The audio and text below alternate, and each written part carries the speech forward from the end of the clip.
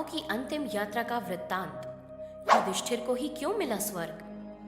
दोस्तों, आप में से कई लोगों ने पांडवों और उनके जीवन के बारे में कई तरह की कथाएं सुनी होंगी, लेकिन क्या आपको ये मालूम है कि आखिर पांडवों को स्वर्ग की प्राप्ति किस प्रकार हुई थी और उन्होंने अपने स्वर्ग की यात्रा किस तरह से संपन्न की थी?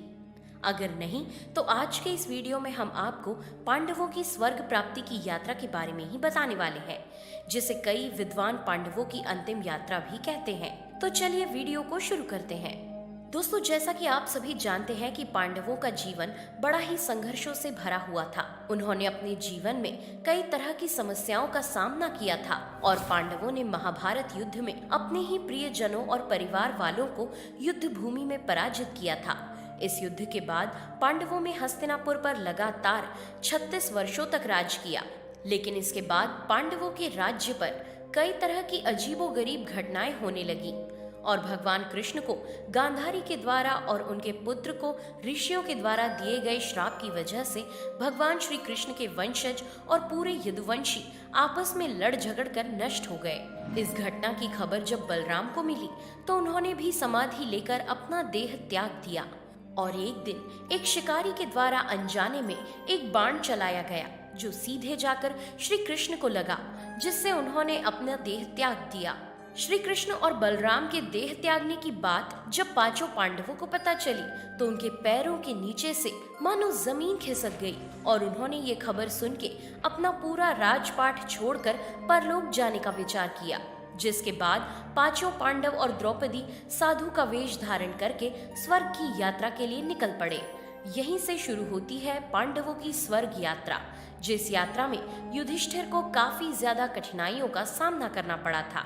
आपको बता दें, इस यात्रा पर निकलने से पहले युधिष्ठिर ने युयुत्सु को हस्तिनापुर की देखभाल का भार सौंपा और अभिमन्यु के पुत्र परीक्षित का राज्याभिषेक किया, जिसके बाद उन्होंने अपनी स्वर्ग यात्रा को प्रारंभ किया। दरअसल आप जान लें कि हस्तिनापुर से निकलने के बाद और कुछ ही दूरी तय करने के बाद उनके साथ एक कुत्ता भी पीछे पीछे चलने लगा था, जिसे देखकर अर्जुन, नकुल, सहदेव, भीम सभी को आश्चर्य हुआ। तो इस कुत्ते के बारे में युधिष्ठिर ने बताया कि ये उनका स्वामी भक्त कुत्ता है, जिसके बाद पांचों पांडवों, द्रौपदी और ये स्वामी भक्त कुत्ता सभी साथ साथ आगे बढ़ने लगे और कई सारे तीर्थ स्थलों, नदियों, तालाबों, समुद्रों को पार करते हुए आगे बढ़ते रहे और एक दिन चलते चलते लाल सागर तक पहुंच गए। लेकिन अपनी इस स्वर्ग यात्रा में अर्जुन अभी तक अपने गांडीव और अक्षयत्र कासों का त्याग नहीं कर पाए थे।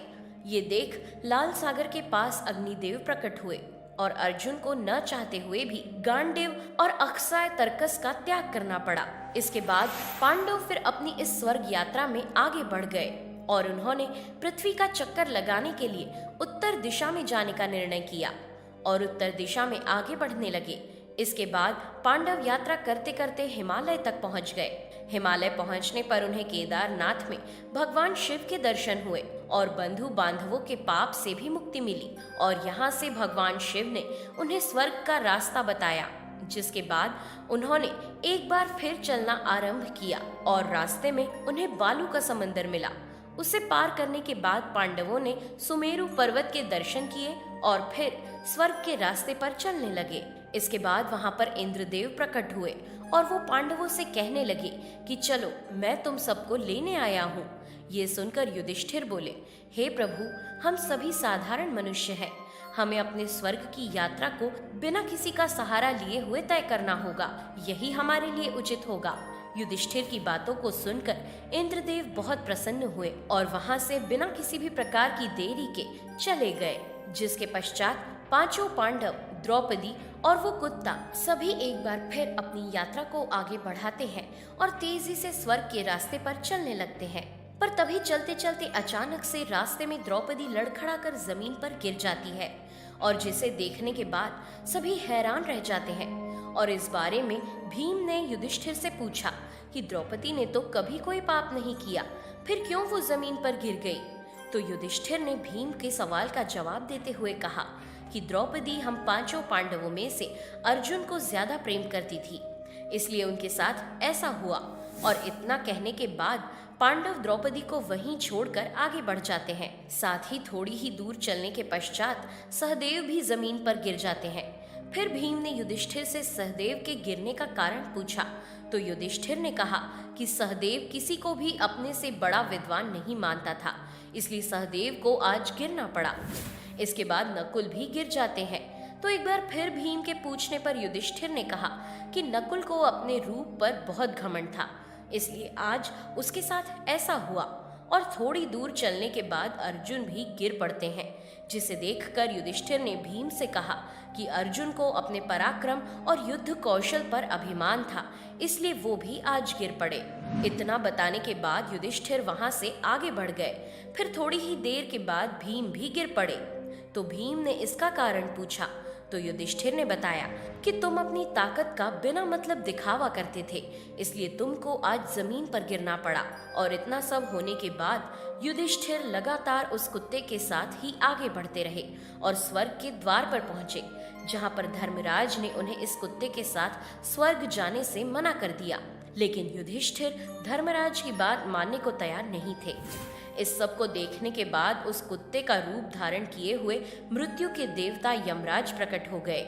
जी हाँ, वो कुत्ता और कोई नहीं बल्कि खुद यमराज थे। फिर यमराज युधिष्ठिर को अपने साथ स्वर्ग ले गए। स्वर्ग में पहुंचते ही युधिष्ठिर देखते हैं कि वहां पर दुर्योधन एक बहुत बड़े सिंहासन पर बैठा हुआ था और उन्हें वहां अपने चारों भाई और द्रौपदी कहीं नहीं दिखाई दिए। ये देखने के बाद युधिष्ठिर काफी चिंतित होकर देवताओं से पूछते हैं कि मेरे भाई और द्रौपदी जिस लोक में है, मुझे भी उसी लोक में जाना है, मुझे उनसे अच्छे लोक में नहीं रहना है। इसका उत्तर देते हुए देवता अपने एक देवदूत से कहते हैं कि युधिष्ठिर को उनके सभी भाइयों के पास ले जाओ। यमराज का आदेश सुनते ही देवदूत युधिष्ठिर को एक बहुत ही अंधकार से भरी हुई जगह पर ले गए, जहां पर लाशों का ढेर लगा हुआ था और उनमें से बहुत बुरी दुर्गंध आ रही थी। और वो जिस जगह पर खड़े हुए थे वह असिपत्र नामक नर्क था। यहाँ से युधिष्ठिर को कोई रुकने के लिए बोलने वाली कुछ आवाजें आ रही थी। जब युधिष्ठिर ने इन आवाजों से इनका परिचय किया तो उन्होंने पाया कि ये आवाज और किसी की नहीं बल्कि भीम, नकुल, सहदेव, कर्ण, अर्जुन और द्रौपदी की थी। जिसके बाद युधिष्ठिर देवदूत से कहते हैं कि तुम वापस देवताओं के पास लौट जाओ, मैं अपने भाइयों के साथ यहीं रहूंगा। इस खबर को सुनने के बाद वहां पर तुरंत इंद्रदेव प्रकट हुए तो वहां पर सुगंधित हवाएं चलने लगी। और तो और युधिष्ठिर ने इंद्रदेव से पूछा कि ये सब क्या है। तो इंद्रदेव ने जवाब दिया कि तुमने अश्वत्थामा की मृत्यु की झूठी खबर से द्रोणाचार्य का छल से वध कर दिया था, इसलिए तुमको नर्क दिखाने के लिए ये सब किया गया था। फिर इंद्रदेव युधिष्ठिर से कहते हैं कि अब तुम हमारे साथ स्वर्ग चलो, तुम्हारे सभी भाई वहां पहले ही पहुंच गए हैं। ये सुनते ही युधिष्ठिर बहुत प्रसन्न हुए और देव नदी गंगा में स्नान करने के बाद और अपना मानव शरीर त्याग कर देव शरीर धारण करने के पश्चात वह कई ऋषियों के साथ स्वर्ग पहुँचे, जहाँ सबसे पहले उन्होंने भगवान श्री कृष्ण के दर्शन किए और देखा कि अर्जुन उनकी सेवा कर रहे हैं। और वहीं युधिष्ठिर ने देखा कि भीम भी पहले की तरह शरीर धारण किए हुए वायुदेव के पास खड़े हैं और कर्ण की छवि भी बिल्कुल सूर्य देव के समान थी और पास में ही नकुल और सहदेव दोनों अश्विनी कुमारों के साथ खड़े हुए थे। इसे देखने के बाद इंद्रदेव ने युधिष्ठिर को बताया कि द्रौपदी का जन्म भगवती लक्ष्मी के अंश से हुआ था। फिर इंद्रदेव ने युधिष्ठिर को महाभारत युद्ध में मारे गए वीरों के बारे में बताया। इस तरह युधिष्ठिर वहां अपने सभी भाइयों और संबंधियों को देखकर बहुत प्रसन्न हुए।